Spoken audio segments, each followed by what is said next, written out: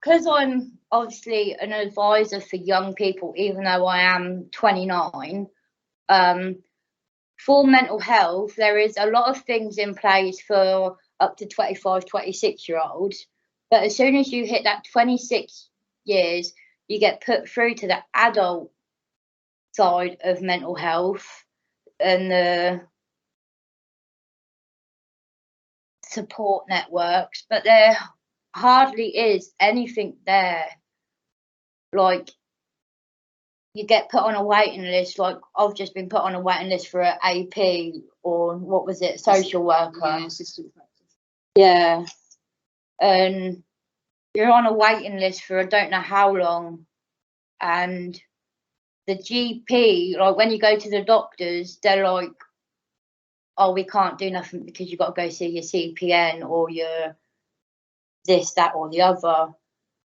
But like, when I came out as trans and I didn't think to ask a staff member to come to the doctors with me, they turned around and said, well, because you've got personality disorder, do you think it's one of your personalities that's coming out? You're probably not even trans, you're just one of your personalities are coming out.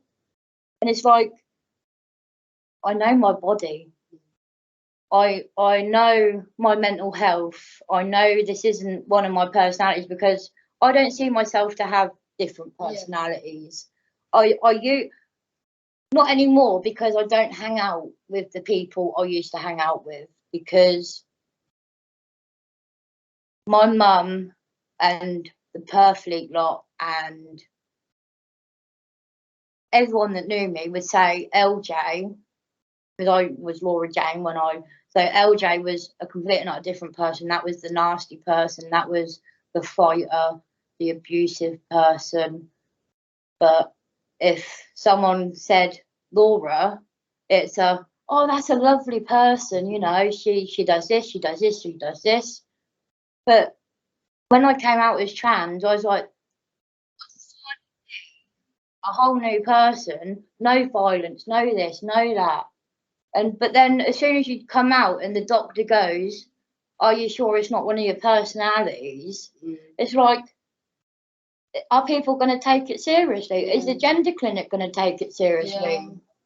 Because, you know, the resident here that is non-binary didn't get took seriously when he went to the gender clinic. You know, but enough of the transgender talk. I think sticking around personality disorders anyway. Yeah, but like, not being funny about a personality disorder, it's so easy to get diagnosed with that, because it's like getting diagnosed with depression nowadays. Like, oh, you haven't got depression, it's borderline personality disorder. You haven't got borderline personality disorder, you've got depression. You know? But I don't think I might have borderline personality disorder, but I feel like I have like PTSD and stuff like that. Yeah. Because the amount of trauma that I've gone through in my life, you know, I see that I can't just be this bracket or this bracket. I would love, and so would my mate who's non-binary here, like, to not have labels. Yeah. Like, not have to go to the hospital and go, right, I've got this, and I am trans, or this, and I just want to be, hi, I'm Frankie, instead of, hi, I'm trans, or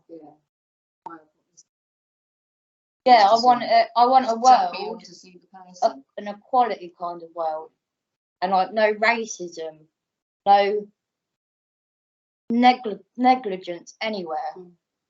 But you'll find negligence anywhere. The thing is, to access mental health services, you often need the label to get treatment. And it was a while. I have been in the mental health bracket since I was 8 years old, and I'm now 29. And I think it was more when I was 18 to 20 that I actually got a diagnosis. I don't think I was a kid when I got diagnosed with anything, because I don't think borderline personality was out when I was a kid. I don't think they give people that label before they're 18 anyway. Yeah.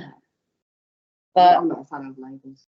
I'm not a fan of labels. It's like when you're having to ring up companies, like, you know, like BT the other day with me, like a man is on the phone, and obviously I'm a man as well, but he was like, can I speak to the card holder please, because you've got a female voice and you must be female. And I was like, you're speaking to the man.